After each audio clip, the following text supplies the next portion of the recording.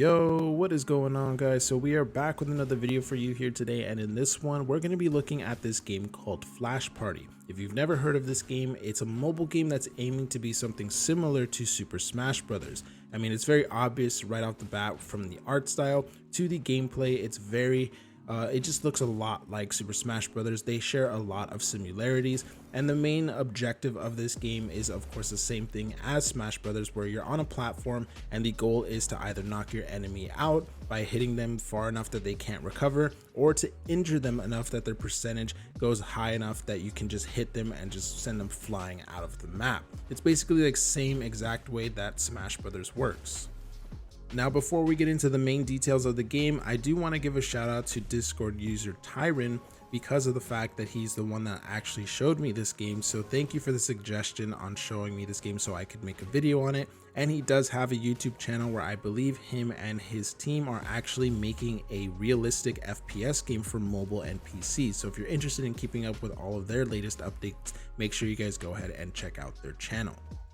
But anyway, going a little bit more into Flash Party, it again resembles a lot of things similar to Super Smash Bros. I mean, you even have the special ability button. For example, in Smash Bros, it's usually B, and that'll allow you to use various abilities when you use a different directional input. So if you press up and B, it'll use a specific special ability. If you use down and B, it'll use a different ability, so on and so forth. That also exists in Flash Party. If you press the special attack button, then basically it'll go and do a specific attack. And then if you slide it up, down, left, or right, it'll actually change which attack your character will do.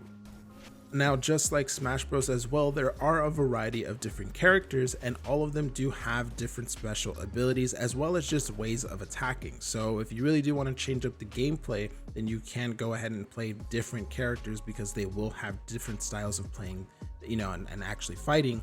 And there's just different ways for gameplay opportunity there by switching it up and playing different characters. Very similar to Smash Bros again. Now, if you guys think this game looks cool and you'd like to try it out on Android, make sure you leave a like on the video and leave a comment letting me know that you would like me to do a download tutorial. That way I can show you guys how you can get this game right now. So first impressions for me on this game are pretty good. I mean, the graphics are pretty good, the art style is really cool, and overall the gameplay is very solid, and I think that this is a really solid take on someone's version of the Smash Bros formula. There have been a few games that have tried to replicate the success of Super Smash Bros. By using this same formula, but none of them have really come close to those levels of popularity as Super Smash Bros. I think on mobile, the most popular one that's probably tried and done it so far is Brawlhalla, which I'm sure most of you have probably tried at this point. If you've ever played Brawlhalla though, then you probably know that it's more suited for playing on a actual controller. Even the mobile version, the touchscreen controls just aren't the best. And in my opinion, this game does have slightly easier and more intuitive controls from when I played Brawlhalla.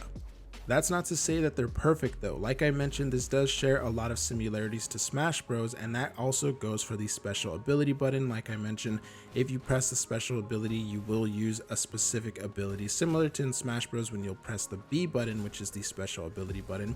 And then in Smash Bros, when you press up B or down B or left B or right B, it'll use a different ability depending on which input you actually did. The same thing applies to Flash Party in this game, but instead of actually using the analog stick to determine which input you're doing, you have to slide the actual action button up, down, left, or right in order to do it. It's a little bit weird. You get used to it kinda, but it's just something to keep in mind. That little star button that you see on the on touch screen controls, that's the ability button.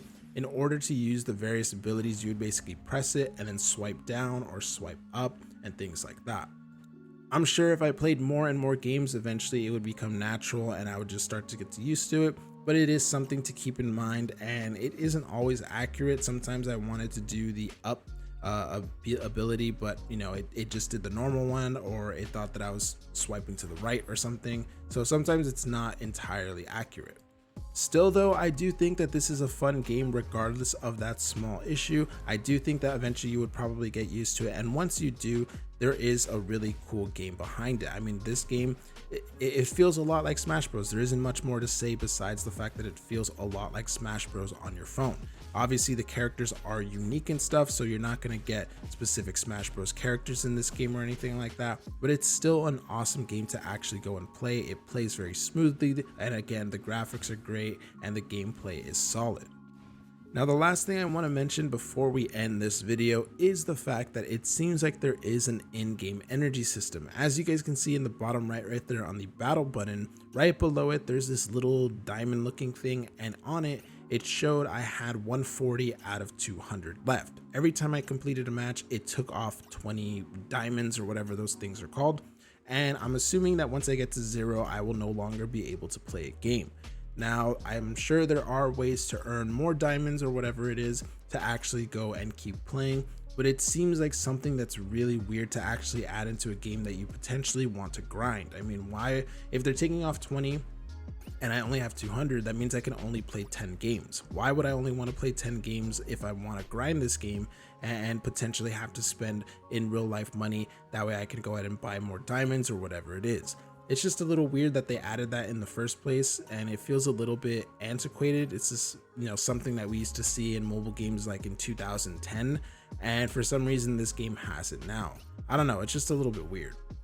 Maybe with enough playing you don't ever worry about it because you earn enough novas or diamonds, whatever they're called, but it's just something that I thought I would point out in case you were wondering what that was, because again, I'm just someone that doesn't really like in-game energy systems or anything in my mobile games. It's something that I think really takes away the fun from actually grinding these games, so we'll have to wait and see how that ends up being a factor in this game. But anyway, that's going to be it for this video. Hopefully you guys enjoyed it. Let me know what you guys think about it down in the comments below, and let me know if you guys do want to see a download tutorial for this game so that I can make that for you guys. But with all that being said, thank you guys for watching. I hope you enjoyed this video, and I will see you in the next one.